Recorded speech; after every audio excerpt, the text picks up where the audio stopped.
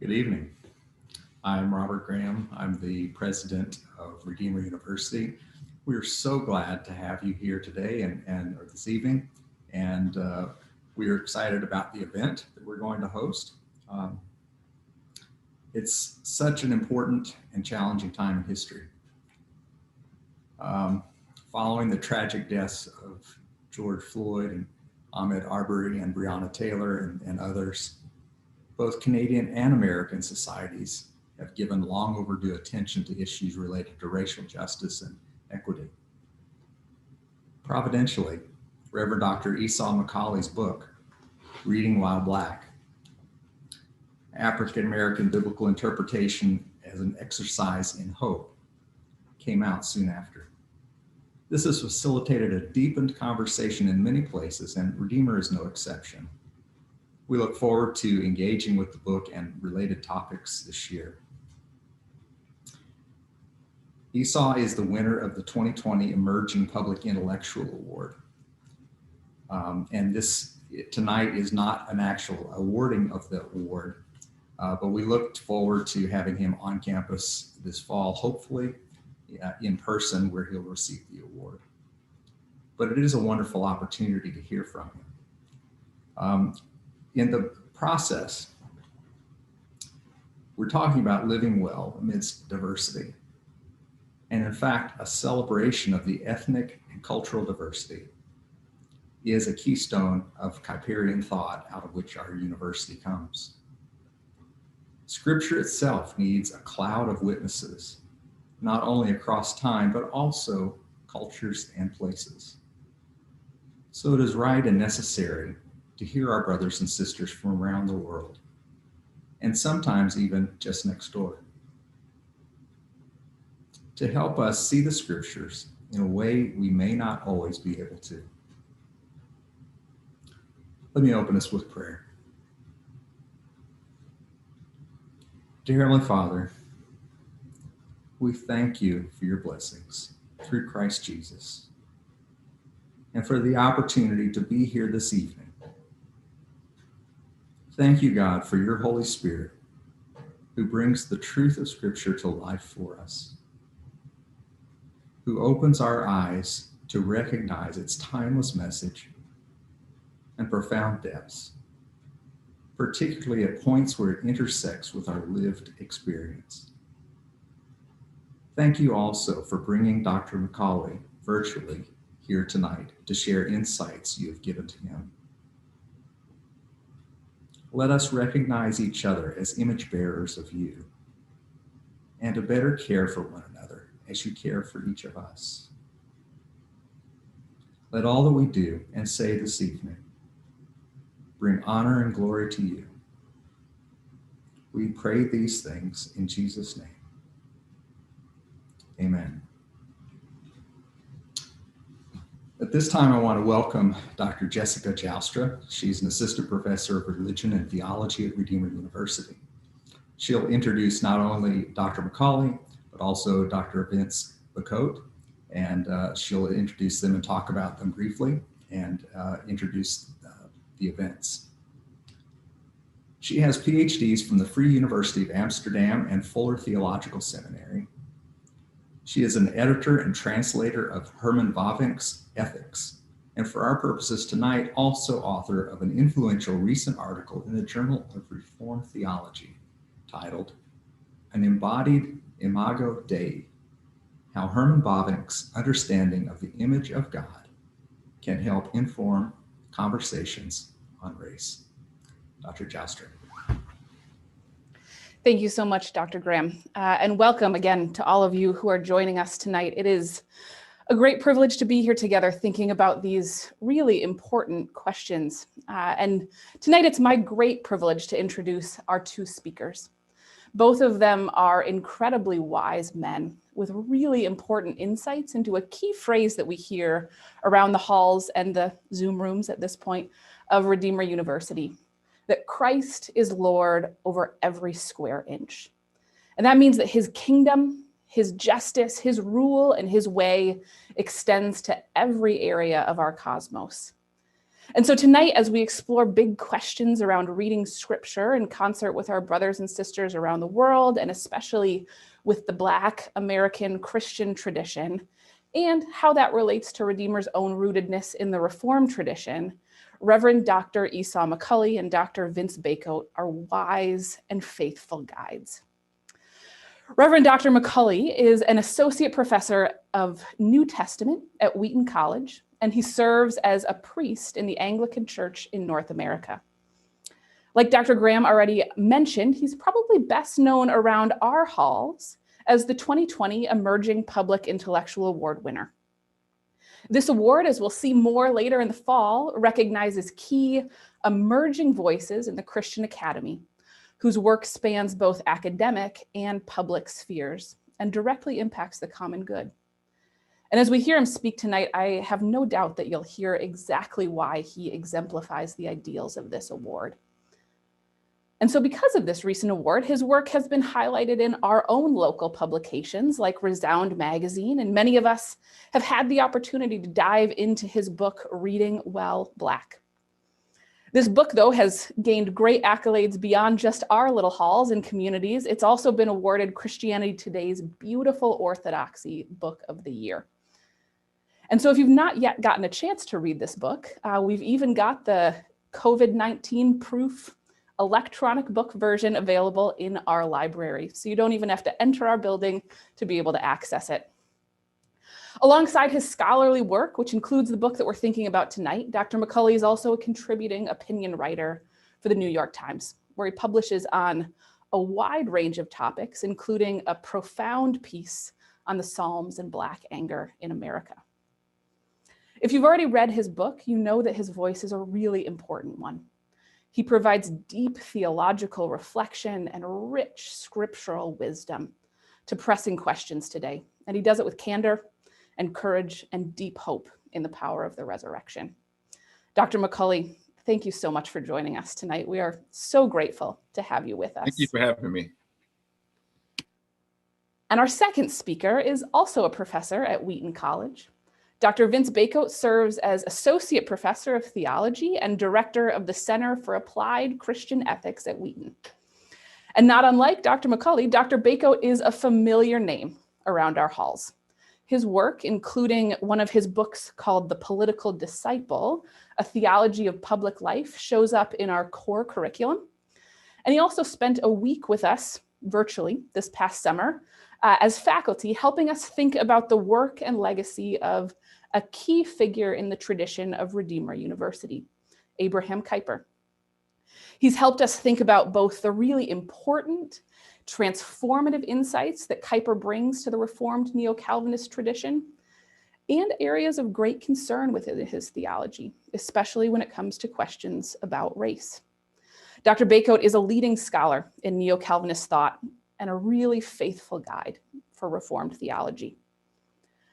Alongside his work both unpacking and popularizing Reformed theology, Dr. Bacote has also just recently published another book that also grapples with questions of race in 21st century North America. This book is entitled Reckoning with Race and Performing the Good News: In Search of a Better Evangelical Theology. And in this, he talks about the dissonance that can occur for racial minorities in evangelical, primarily white spaces and churches. If you're looking for more COVID reading, we also have this book available in a COVID-safe form in our library, and it is an excellent read. Dr. Bacote is a voice that is also critical for our time and place, especially for those of us who consider the Reformed tradition our own. His careful work helps us to continue to embrace the neo part of Neo-Calvinism, not unlike what theologians like Kuyper and Bavinck did in their own time.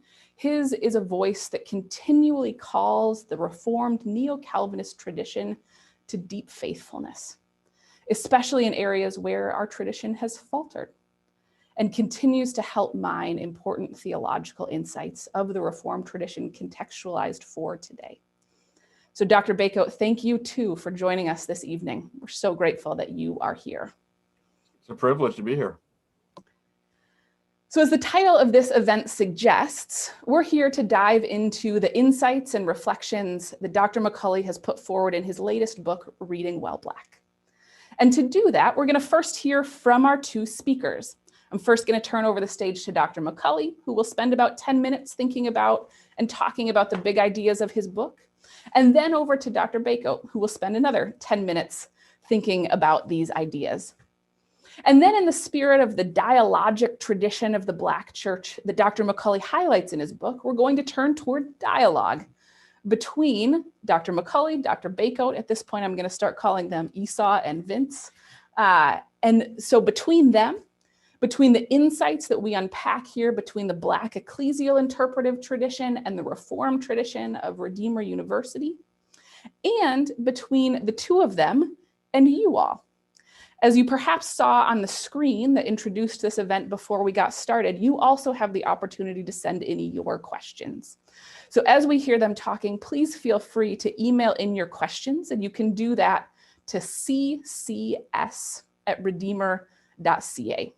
We'd love to hear from you, and we hope to get to as many of your questions as possible.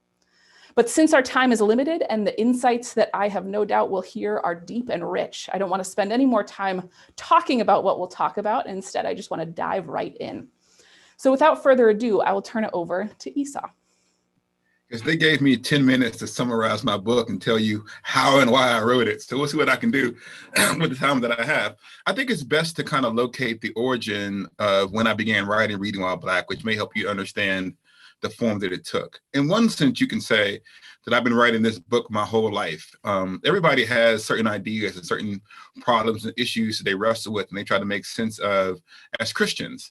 And as someone who grew up in a racialized South as an African-American, I had to deal with, in the shadow of the civil rights movement, I had to make sense of what did it mean to be Black and Christian? What did it mean to believe and follow in Jesus when there are other people who also claim the faith in Jesus who historically had treated African-Americans poorly?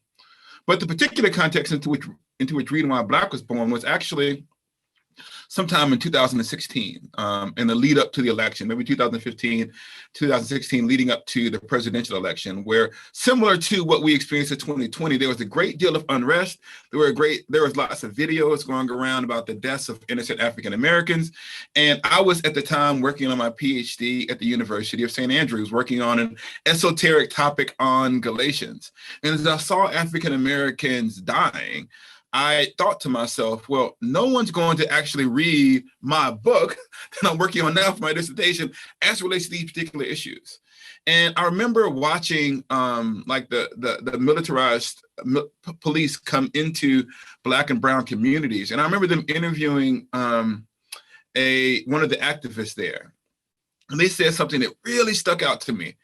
And they said, this isn't just mothers and fathers civil rights movement. We're going to do this differently. And that kind of stirred something in me. And I said, well, hold on. I grew up in the tradition of Martin Luther King and the civil rights movement, and the fact that Christian faith often spurred people on towards activism. And so I had this real growing passion to communicate to another generation the relevance of the Christian message to the issues of the day. And so I sat down at one point in what became Reading While Black, policing, political witness, Black anger. I just listed all of the things that I felt like as a Christian needed to be answered from a biblical perspective. And I started working on the book. And as I started to work on the book, what I came to recognize is not only did the Bible have the answers to the pressing questions of the day, but the African-American Christian tradition that shaped me has always been a tradition that turned to the Bible as a source of hope as it pressed up against the oppressive nature of society. And so you can kind of look at it, the thesis of the book is actually in the title and the subtitle. Reading While Black, this speaks of the African-American habit of Bible reading, the kinds of questions that we bring to the biblical text and the kinds of answers that we've often seen in the biblical text when we engaged it.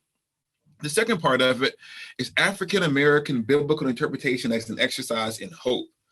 What I mean by exercise is something that you don't always want to do, right? At least for me, like I don't like to get up and run and do these things, but it's a discipline that keeps me healthy. And what I wanted to contend in the book is that historically, when faced with injustice, African-American Christians have turned to the Bible. And when they look towards the Bible as an exercise in hope, saying, is the person who I encounter in this text a friend or an enemy? The person who they encounter in that text is God as a friend. And so what I wanted to do then is to, first of all, I have ADHD, so I can only do so much method. So I wanted to give like one chapter on laying out the method. And then after that, I want to go through topic by topic by topic and show how this African-American habit of Bible reading can speak to particular issues as it relates to our day. So Reading While Black is, first of all, a introduction or an orientation to a habit of Bible reading. And secondly, it's a series of exegetical essays that engage pressing issues from the perspective of Christian faith. And so that's at least what I think I was doing in the book. There's a couple of other things that if I have a few more minutes, I'll say. I felt like the conversation was too limited. And when I refer to the conversation being too limited, I felt like there was this division between orthodoxy and orthopraxy that I was seeing in the culture. In other words, anybody who cared about issues related to injustice were perceived as a theological liberal. And to be theologically orthodox meant to be detached from the issues of the day. And so what I wanted to be able to argue in the book is that it wasn't just a progressive strand of the Christian tradition that had a history of continuing with these issues. I wanted to do that without being unnecessarily antagonistic. So I didn't want to say that there were no Black progressives who talked about justice. What I wanted to do was show that there was a Black tradition that was not simply acquiescent to the status quo, that wasn't abandoning what Christians had always taught, but was contending for the faith once delivered, and because of that, addressing pressing issues of the day. And that this tradition is actually what I would consider the mainstream of African-American spirituality in the United States. Wonderful, thank you so much. There's a lot to dig into there. And before we move into questions, I have many, and I'm already getting some here. I want to turn the mic over to Dr. Bacote or Vince to respond. Thanks. It's a privilege to be on the same program with someone who's on the same floor as me, and I just want to, publicly celebrate the great work he's doing in the book. And I think there are a number of angles that the Kuyperian neo-Calvinist version of the Reformed tradition sort of can affirm the entire project. Before I do that, though, I think it's important to talk about the fact that some of what Esau is talking about in the book, I think, is something that shines a light on what, where the tradition needs to go, I think, in order to make the most of what itself is. Many know, well, or at least some know, that people think it's peculiar that someone of my pigmentation has a picture of Abraham Kuyper, which is out of sight of this camera, but it's right over here. And the point I want to make about that is that it's a tradition that is very much about being culturally affirming, but it's complicated by the fact that, as Esau observes in the book, while it was cultural affirming, there were these things that were going on that made it really sort of culture affirming. So, for example, Kuyper talks about one of the important things that makes the world better and that enhances the knowledge of all of us is what he calls multiformity or pluriformity. I mean, he recognized that all knowledge, he didn't have, brilliant as he was, he didn't have all knowledge, and that all knowledge wasn't in the Netherlands or all of it was in Europe. But he was probably less inclined to really acknowledge how much of that knowledge could also come from people that he had not so kind things to say about, whether it's in Calvinism and art, or whether it's at the end of the Stone lectures, or whether it's in talking about common grace. And I think it's just important to talk about the fact that, in every tradition, I think we discover ways that it may fail to live up to its promise. And so I think we need to acknowledge how it fails to live up to that promise, not to criticize it as much as to say, let's open the door to that promise, right? And I think part of what Esau is doing that I think is immensely important is overcoming false dichotomies in the book, saying that, okay, what he observed, that there is this strange thing that a lot of white evangelicals are, at least theoretically, people that want to be the head people and about getting the faith right. And then they're selective when it comes to their Christian ethics. When what Esau wants to say is, and I think Jesus would say it, he did say, follow me, not just think about me, that it's important for people to not just know him, confess him, but to live out of that confession.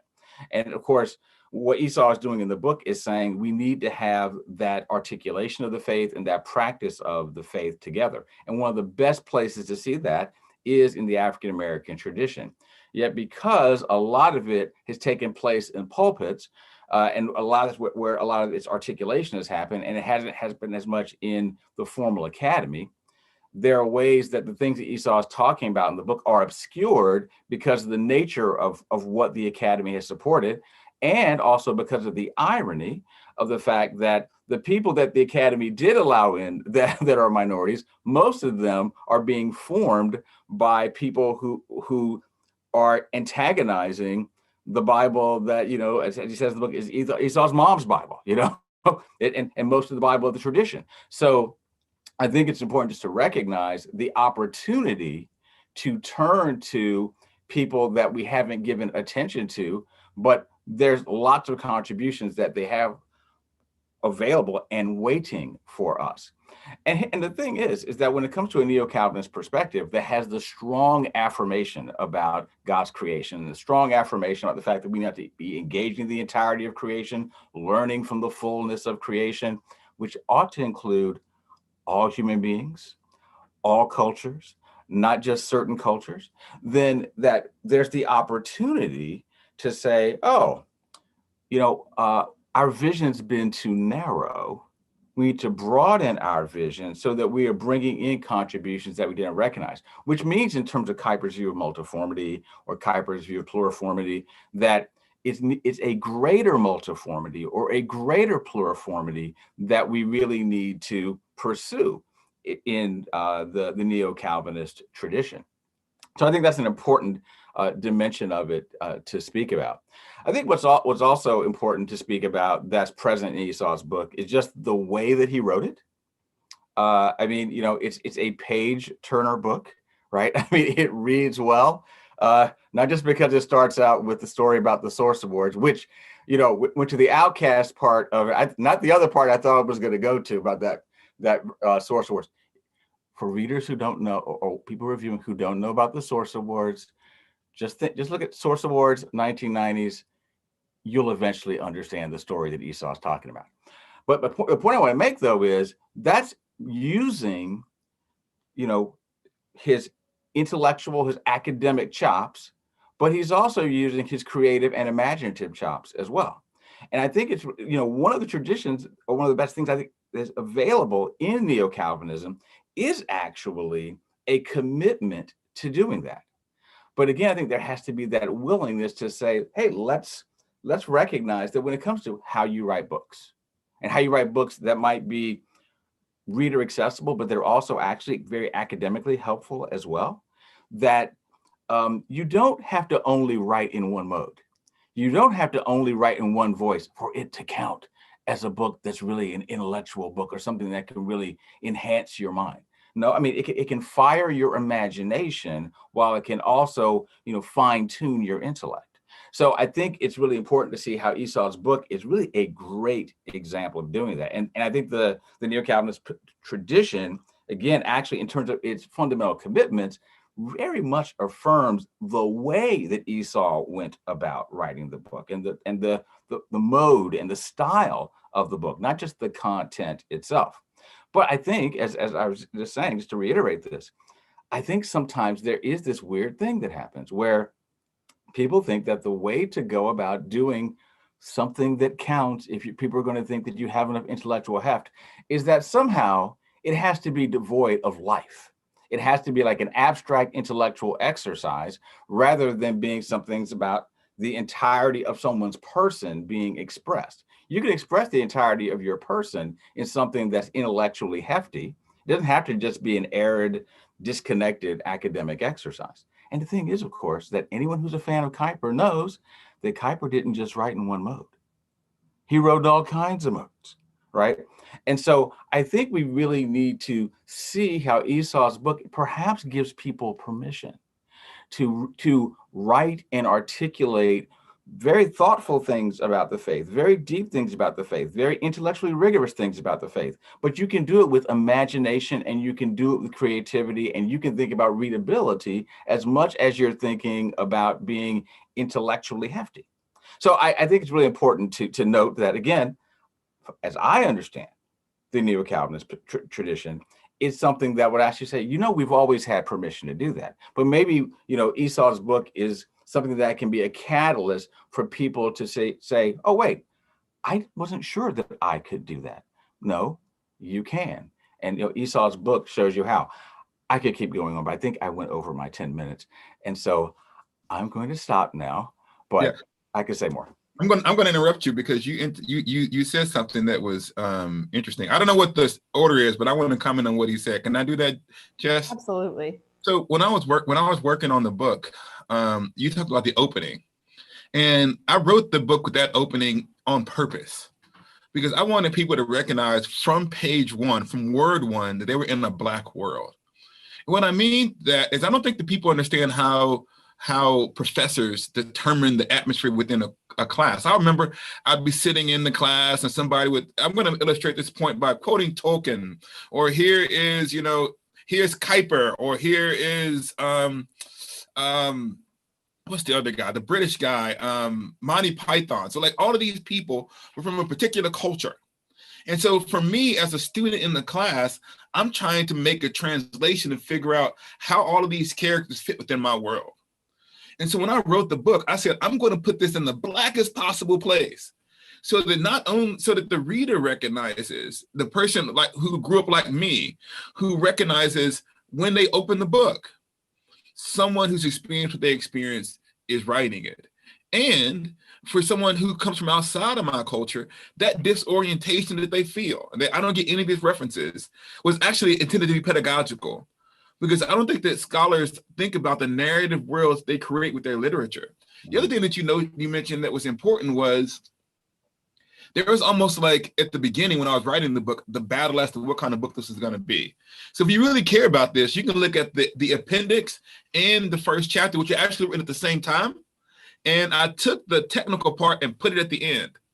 Because the first version of Reading While Black was a very technical book that was kind of disconnected. It was just scholarly analysis. And I said, no, I'm involved in this issue. And so I want people I want it to be accessible to people. And so I couldn't put the fact that I had been a pastor for a decade aside when I wrote the book. So there's a pastoral tone. I didn't want to put aside the academic part because I do have a PhD in New Testament. I know what I'm talking about there. But also that I grew up in a particular culture. And so I decided, and it's weird because now when it succeeds, it's a method. But when I was doing it, it was a declaration of scholarly independence. I was just like, I'm tired of following rules that weren't designed for me. And I'm going to write the book that I actually want to read rather than writing the book that I think somebody wants me to write. And so I was very free when I wrote it because I was just like, nobody was paying attention to me. Like, would I do that again? Like, would I call the appendix to the book a bonus track, right? Would I do that? I don't know. But at the time, I was just like free as a writer and a scholar to do what I wanted. And it's been really great to see its reception. So sorry, Jess, I want to throw that in there. Now you can be back in charge. No, that's great. And it actually cues me right up for my first question. Because you mentioned, and it is this, the book is just an immersion into deep academic thought, deep pastoral wisdom, but also the Black church and experience in Black South. And I mean, there were some things that I was like, oh yeah, I know Kirk Franklin, but other things where I'm like, oh, I got to Google that thing. Yeah. And it was pedagogically fulfilling in so many ways. And as you wrote this book, I mean, you, like Vince said, you've done a lot of really important things, but one is you outline a particular hermeneutical method, right? You're telling us about the Black ecclesial interpretive model. And you also really importantly remind us that we all come to the biblical text as people, as embodied people with a social context or racial context and economic context. We don't come as a blank slate. Yeah. And that's such a gift, I think, because it names something explicitly that we do implicitly and sometimes like to hide and kind of pretend like we're not doing it. And instead, you simply say, no, here I am. I am a Black man and I read the Bible as a Black man. I don't take that off before I come to the text. One of the things that it's really interesting because a lot of people, there was actually a nuance to what I was attempting to do there. I think I'm not the first person to affirm social location. That's not new at all. I think that what made the book somewhat unique is a strong affirmation of scriptural authority in a context of talking about social location. And it's talking about how social location could be an aid in finding the true meaning of the text. And I think that's why people were particularly willing to potentially engage this.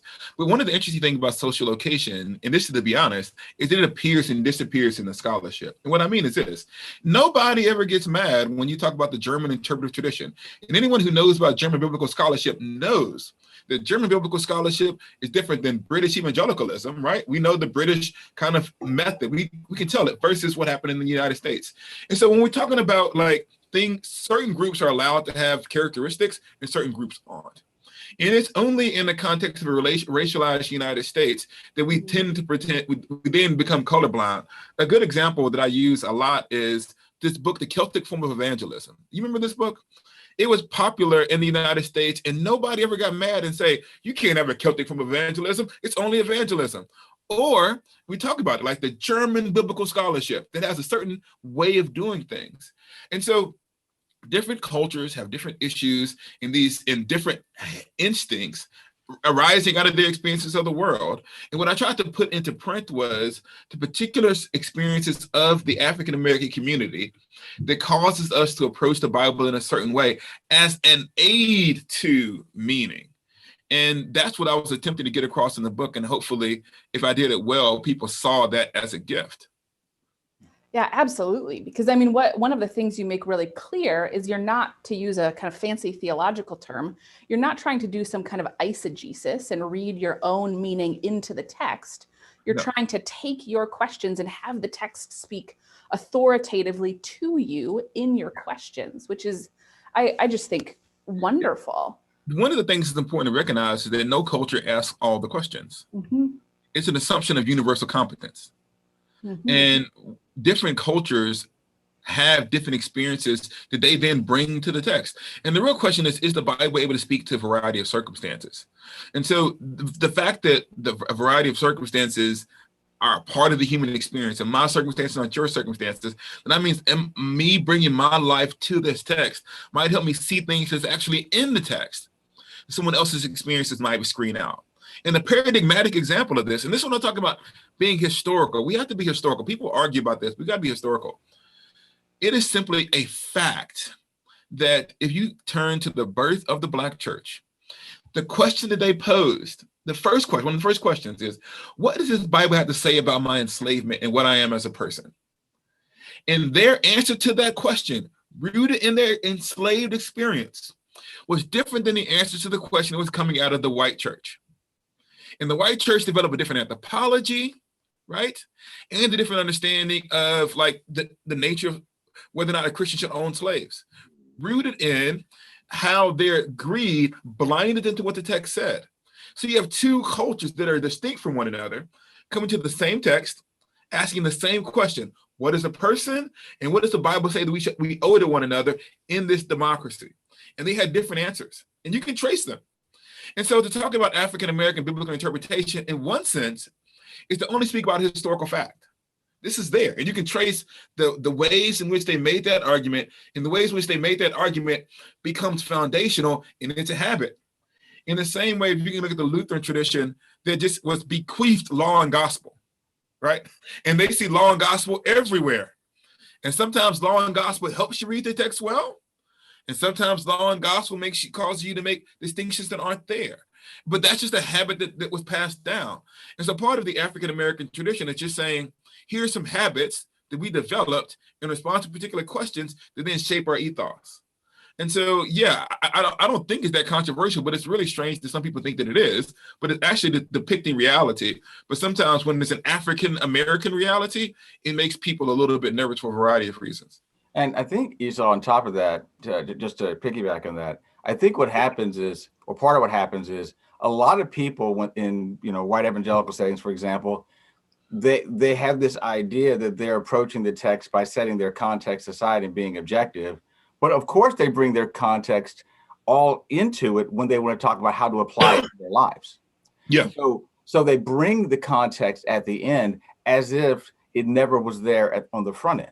Yeah. When it is in the front end, it's just kind of like a Trojan horse that's operating, in the way they're going about their interpretation. And then there's this, I would say, a selective antagonism of one of the ways to talk about what you're talking about is because it's like, oh, you're saying that this is coming from your perspective, etc., as if you're trapped by your perspective and unable to actually transcend it if you need to or want to.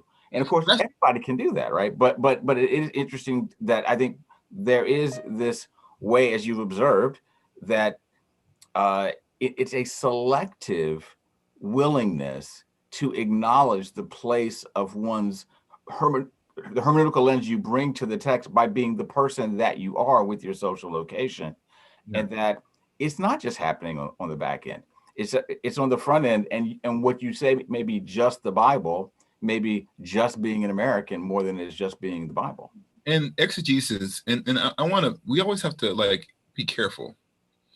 Exegesis involves the use of hermeneutical tools, but it's also an art.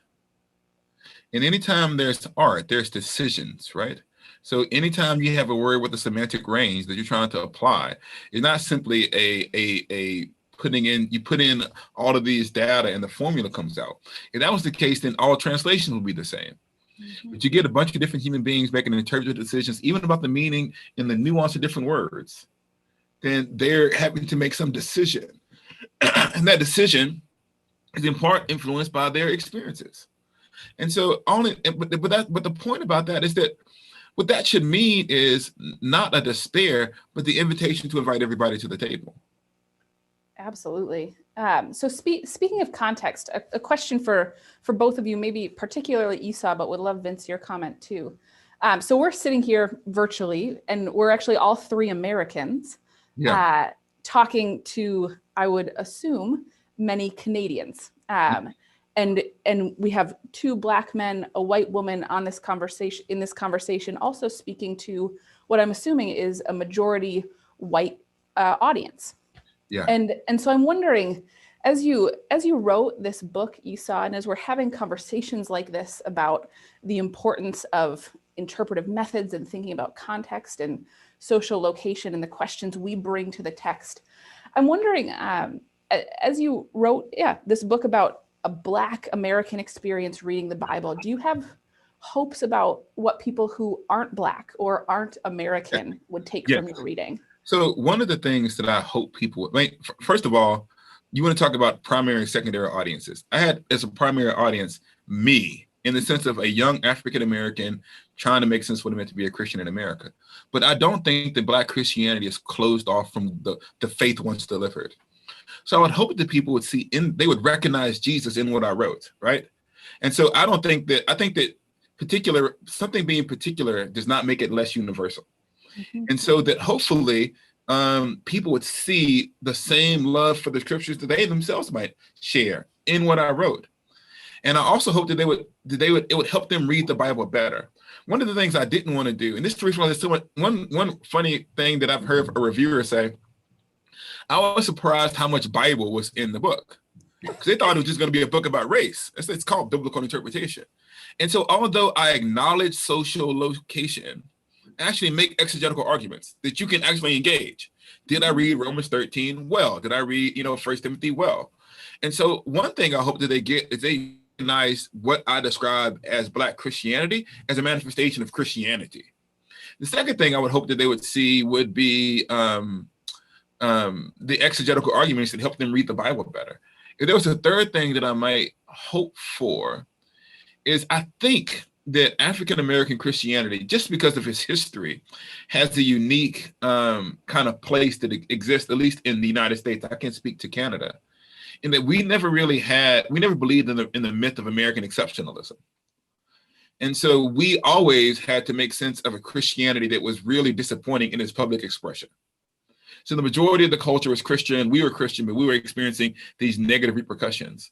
And so anyone who finds themselves out of power and how to make sense of practicing the Christian faith in a way in which you don't have access to all of the ways to influence society, and the version of Christianity that you see publicly doesn't match your convictions, then people might resonate with that. I can't speak to Canada, but I'm assuming that Christians aren't running Canada, right?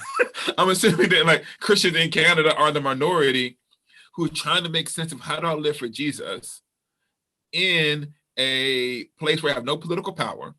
And the public perception of what Christianity is different from that which I actually practice. And so there's lots of places of universality in the Black Christian experience. You know one thing I'd add to that, Esau, is I think that it is interesting that if we asked the Canadian audience if people wrote something, or somebody's a biblical scholar from Canada and they're in the majority culture, let's say, as in Caucasian, do they think that only white people can interpret their book?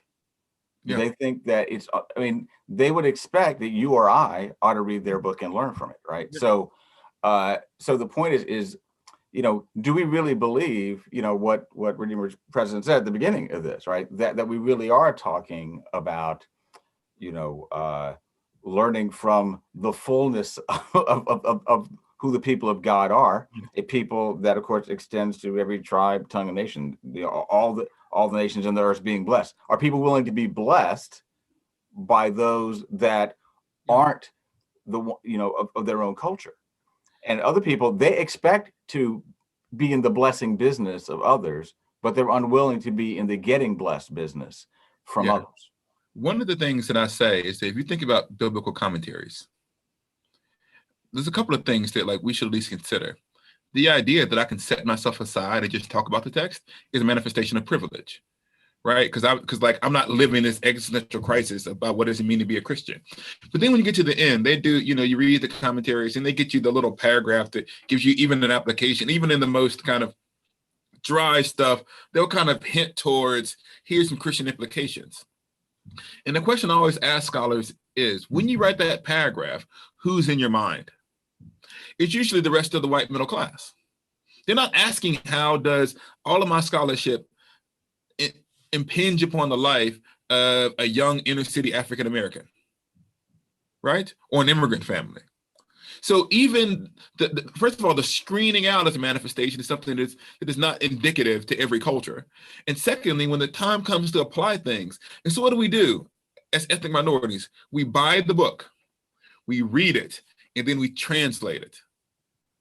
And so the fact that every time an African-American author writes something, you have to engage in an apologetic as to why someone should engage in the process of translation doesn't take seriously the entire lived experience in which my narrative world isn't there. And people don't recognize this, but you should at least think, when you write your sermon and you think about who you're writing to, who are you writing to? The congregation that's in front of you. What's the congregation that's in front of you? It's white. So you're literally not thinking about Black people when sermons are being written. It's just a fact. And so the fact that I am thinking about them helps you at least get a picture into what's happening in communities separated from you. This is really rich. A question from a student that's come in. Hey, student. Sorry? I said, hello, student. I love the student.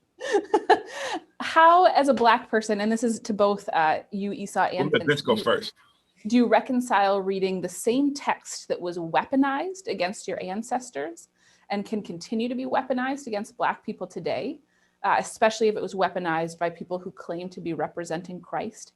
How do you reconcile reading that text? And maybe we can even broaden that to say both the scriptural text and, Vince, you already referenced a little bit that the tradition out of which you operate, the Reformed tradition, has also done some of that. Sure. So what does that look like? Sure. Well, I think one of the things that I think is really important that I want to teach students, adults, whoever, is you have to be willing to ask the question of, is this a bad interpretation somebody's giving me? Am I willing to discern the difference between the interpreter and the text?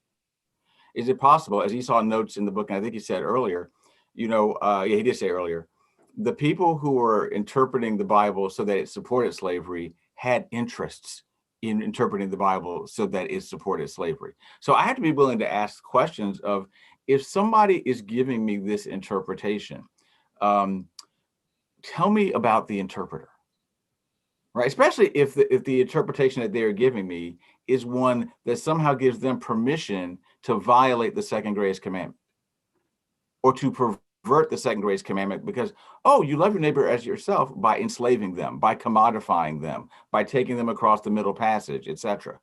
So that's a strange way of loving your neighbor as yourself, right? Because nobody would say, I really want to be enslaved, thank you very much, and dehumanized, and have people lie about me culturally, etc. So I think you have to be asking those kinds of questions about the interpreter. And I think with any tradition, no matter what it is, every tradition, you are going to find bad representatives, bad interpreters. And so people have to be constantly doing the work to ask, well, is the interpreter being faithful? Not whether the text is faithful. I mean, I believe the Bible is the word of God. And I believe, and I can see in looking at the totality of the word of God, and particularly, Esau talks about, canonically interpreting the text, that the Bible is a liberating text, a text that is inclined toward the flourishing of all human beings, not just particular human beings. And by the way, anybody who has it leading to flourishing people in the United States, it wasn't even thinking about those people in the United States when it was written. So the idea that somehow they were central to whatever that text was talking about when it was written is kind of disingenuous or delusional, actually. So I think we have to be asking again about the interpreter. And it doesn't mean that every interpreter, you think that everything that they said is bad. Robert Louis Dabney, James Henley Thornwell, very good at talking about certain dimensions of Orthodox Christianity. Very bad when it came to talking about slavery. I need to be able to say, hey, they said some good things about what I ought to confess. And then they failed to live up to what they confessed.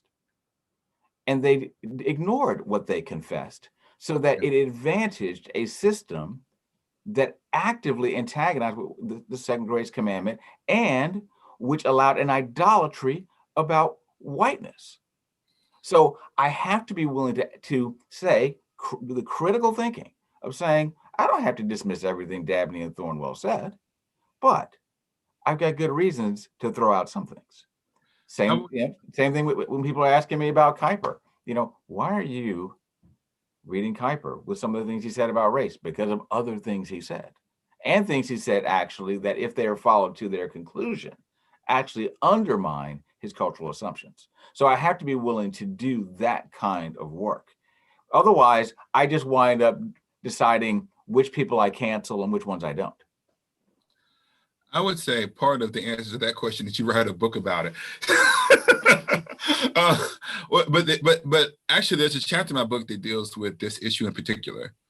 I think it's called Reading. I think the title, Reading While Black. And when I talk about Zachariah and Elizabeth and John, and very long story short is, the first question I ask myself isn't necessarily how did I do it? It's how did my ancestors do it? Because if you go back to the formation of African-American Christianity, the birth of the Black church in America, they had more reasons for skepticism than I do. And so I had to be challenged by their faith. So the first thing I want to do is take their witness seriously. The witness of the Black Christian tradition, who says that in this Bible, they see a friend and not an enemy. And so that to me it's instructive. And one of the other things is, as I not just talking about slavery in the United States, but my reading of history, the church history, is the church history is often dark, but I don't think the light ever goes out. And so whenever I am most despairing, I try to find those characters in the wider story of God's purposes that allow the church to kind of go forward. So I look around and I despair, but then I see Frederick Douglass and I go, okay, there was somebody there who could kind of see it. Oh, there's Sojourner Truth, there's Fannie Lou Hamer, there's Martin Luther King. And so part of me says, I'm not allowed, like the cloud of witnesses is important to me. So that's the first thing that I want to say. And the second thing I want to say is that I do think that there is a truth that exists outside of the church's witness. And one of the most important things that I say over and over and over again in probably every lecture, that you have to ask questions in the right order. And so the first question I have to ask myself, is the tomb empty? Is the tomb empty? Was Christ raised from the dead? And if Christ is raised from the dead, white supremacy can't put him back in the tomb. And so events that happen later can't undo the fact of the resurrection.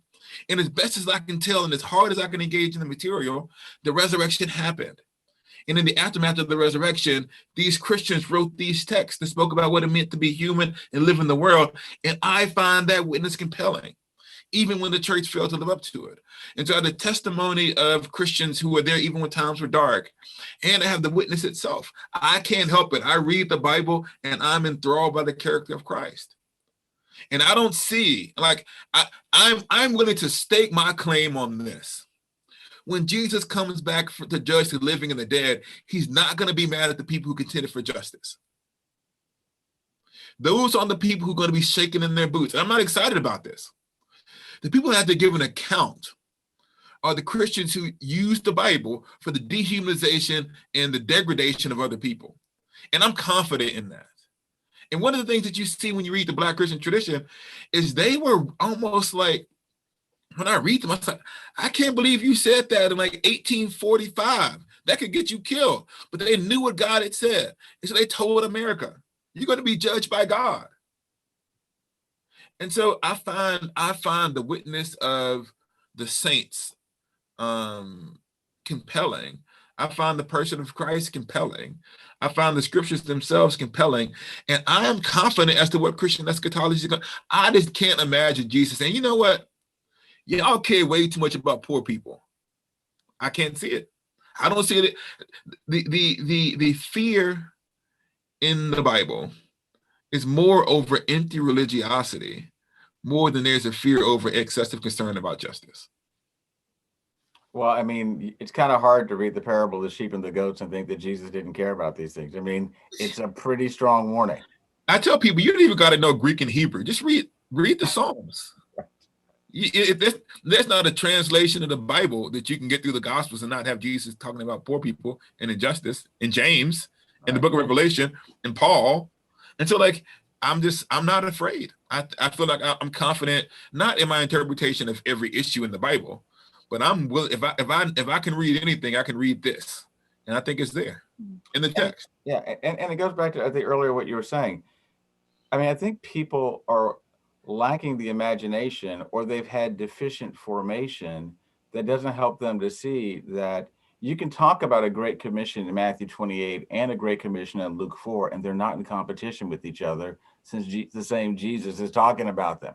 So if they're not in competition, if Jesus wants you to speak the truth about him, but practice the truth about him, which clearly involves a commitment to justice, a commitment for the good of all, especially the poor and the downtrodden, then it doesn't make you a person who somehow, because you're concerned about justice, you're losing attention to telling the truth about who his person is. Yeah, I mean, I am not a simplistic reader of the Bible who doesn't believe in the importance of the tradition. But plain reading, there's something to be said for saying you have to be careful of a reading of the Bible that has to explain away the explicit words of the Psalms and the prophets, and Jesus, and James, and like verses that are like contextually clear. And so I am not worried that I'm reading the Bible wrong here. And I hope that doesn't sound arrogant. It's because one of the things, sorry, this is my last one. I want to give you a chance to ask another question. And forgive me, this is going to sound like an Anglican here. One of the ways to get into this, maybe even like, is to say, well, let's look back at the saints for pre-Reformation and say, who are the Christians who we remember? Francis, St. Thomas, St. Martin of Tours. And why do we remember these people? Why are these the Christians who we remember? Some of them are great theologians, but almost equal numbers are people who gave their lives in service to the poor and the marginalized, and who actually not just gave their lives in a personal, pietistic sense, but who went to kings and emperors and said, you must enact policies to help the peasants. And we remember these people. It's in all of their biographies. So historically, the church has lauded these kinds of people. So we've gotten into a strange place where the things that the church has historically praised Christians for, we're now suspicious of. And so part of my answer to this question is, maybe this sounds arrogant, but I know the Christian tradition. That's great. Our time is flying by. I wish we had hours, and we have minutes. But I do want to ask one more question that has popped up time and time again. So I'll try to kind of synthesize a number of questions into one. We're talking about justice here, and the biblical call to justice that is undeniable as you read through the Old and New Testaments. And a lot of people have brought up in their questions that there's a term that often gets used as we're talking about justice, especially when it comes to racial justice, and it's language of systemic injustice and systemic racism. And in some circles, there can be pushback to that kind of language. And in some circles, there's not a lot of pushback. But for the circles that there might be some pushback, I'm wondering, can you help us think about resources to make sense of language like this? Whether, Vince, maybe you have some resources from the Reformed tradition. Esau, in your book, you have a lot of ways that you point to kind of systems and systemic injustice and calls for justice in the scriptural narrative. I'm wondering if both of you can talk about that just a little bit. Anywhere that Kuyper talks about, just the systemic nature of so many things. You can't read Kuyper and he's talking about how extra personal realities, structural realities are at work. Read what he's saying in whether it's Christianity and the class struggle or whichever, or the social question. Read Kuyper on that. But also I would just tell people, have you read the Minor Prophets? Because you have entire nations addressed. Have you read Micah, where the priests as a class are addressed? Well, basically, pretty much everybody, he kind of calls the role in Micah. And the point is that, when people are pushing back on that, all I would want to ask any of them is, have you ever said that the glass ceiling is a problem? Have you ever told people not to go into a particular industry? Don't go to Hollywood in the United States, don't go to Wall Street. Well, what are you talking about? You're talking about some systemic reality that you think is corrosive or dangerous to somebody. So again, it is a selective view. People are happy to talk about institutional or systemic realities when it's their problem. Persecution of Christians. So people will say there's systems against Christians in America, North America. Let me try to be as theological as I can. Paul talks about being transferred from the dominion of darkness into the kingdom of the beloved Son in Colossians. So when he talks about the dominion of darkness, the power of darkness, do you think he's only talking about interpersonal sin here? Or is he talking about spiritual powers that actually affect the lived experiences of people? So he's saying there's a kingdom of darkness over here, there's a kingdom of Jesus. So then the question you have to ask yourself is, what might a kingdom of darkness actually do in a non-believing society? Might a kingdom of darkness be willing to exploit people sexually, financially, and racially? Might a kingdom of darkness be interested in stirring up this animus? So the idea that the kingdom of darkness that exists in the world only does interpersonal sin is basically a sub-biblical idea. So Paul's basic theology of spiritual powers, he thinks spiritual powers impact rulers who then impact the lives of people. This is Pauline cosmology 101. If you're not a part of Jesus, you're part of this evil age. So let me give an example that is not necessarily controversial. Let's talk about lust, right? Our society, at least, is built upon using often the female form to sell things that have nothing to do with a female body. And so we say that our society is built upon, our capitalistic system is built upon stirring up a covetousness or lust. Then it allows our society to function, right? This is how we do it. You see someone who has a car that's bigger than yours, so you want to buy a bigger car, a bigger house. And so that system is fundamentally corrupt and oriented against human flourishing. Now, that is not hard for us to understand. Or how someone who might be greedy might lobby a government to create unjust laws that gives them an unfair advantage. We can imagine systemic greed. We can imagine systemic lust infecting every element of society. It's only when it comes to race that people start to get nervous. And the question isn't why, the question is like, why does the race one cause us the most pause? We recognize that greed impacts our society. We recognize that covetousness impacts our society. And so the real question isn't like, the question is, why does this make us so afraid? Because Paul's understanding of the present evil age is important. Other thing we could take a look at if we had time, I know I'm running out of time, listen, exegete. Sin and power, right? An individual person has a sin, it impacts the people closest to them. If you add power to that sin spreads further and further and further. One example, this is non-controversial. Hitler could have been as anti-Semitic as he wanted to be if it was just him. But once he's in charge of a nation, the impact of his sinfulness now affects the entire system. So anytime you have someone with a sin who then acquires power, they can create a system that does damage in society. So the question you have to ask yourself is this: are there racists who ever acquired power who created systems? And the answer to that question is inevitably yes. And so I think that the fear of systemic racism is not rooted in the idea that the biblical text doesn't talk about these things. Last one, sorry, I know you asked me at 7 o'clock. God is a champion of the poor in the Psalms.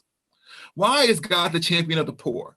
Because the poor have no one else to turn to in society for when they go to society for justice. They go to the court system, they go to the kings, they go to the priests, and no one helps them. So in the Psalms, God says, because no one else will rise up and defend them, I will defend them. So what is God saying? The structures of society are oriented against the poor. Therefore, I will rise up as their champion. In the Torah, there's these things that says, you know what? No matter who they are, you should give a fair verdict. You shouldn't favor the poor. You shouldn't favor the rich. You should have justice. That's in the Torah. But over and over and over and over again in the Torah, the overriding emphasis is this: do not accept a bribe. Because what's more likely to happen? The more likely thing to happen, the person with money is going to bribe the court system to do these unjust activities. So the Torah is very afraid of money influencing legal decisions. So you have the law, you have the prophets, you have the Psalms, you have the testimony of Jesus, and you have how we understand Christian sin and power to work together. And so I don't really think there is a legitimate theological reason to oppose the idea of structures of racism. I think it's rooted in the fear kinds of implications. So if I acknowledge that there's a system of racism, how do I fight this sin? And if I fight this sin, does this commit me to a different set of theological priorities? So if I kind of acknowledge systemic racism, does that mean that like somehow I'm going to believe less of the Bible as true? Those are the things that are often merged together that don't have, to my mind, an inherent connection. Thanks so much. This is just really, really wonderful. And I know we have many more questions. For those of you that have submitted them, thank you so much. I will commend to you many of the questions. You can actually find rich answers in the writing that Vince and Esau have done. So I would commend to you both of their books, which are, again, they have many books, but both of their most recent books, which are available in our library on ebook form. And that will begin to answer some of the questions that we've asked. But again, I just want to thank both of you, Vince and Esau, for spending some time with us this evening. I'm reminded, Herman Bavinck, who's not someone we've talked about very much today, but is one of my favorite theologians, has this beautiful line where he says, of course, that every human being is the image of God. And that's something that comes up in both of your work very often, the importance of the fact that we are image bearers. But he also says that the image of God has a collective component, that no one human being, no one culture or race can ever fully fully realize who God is and fully kind of show us that image. And he says that it's only when billions of people come together in the depths and riches of humanity, when we all come together, we begin to see even clearer who God is. And how God speaks and how God works. And it's this beautiful kind of multifaceted, multicultural, multi-ethnic picture of the collective people of God. And tonight you've given us just a small taste of what happens when different cultures, different races can come together and we can listen.